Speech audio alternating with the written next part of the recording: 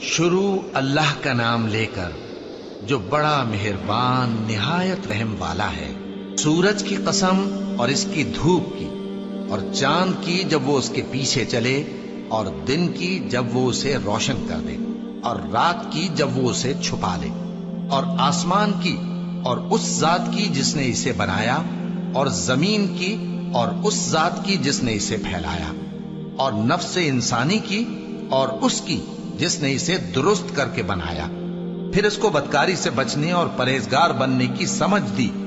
کہ جس نے اپنے نفس کو پاک رکھا وہ مراد کو پہنچا، اور جس نے اسے خاک میں ملایا وہ نامراد رہا۔ قوم سمود نے اپنی سرکشی کے سبب پیغمبر کو جھٹلایا۔ جب ان میں سے ایک نہایت بدبخت اٹھا تو اللہ کے پیغمبر صالح نے ان سے کہا کہ اللہ کی اونٹنی اور اس کے پانی پینے کی باری سے خبردار رہو، مگر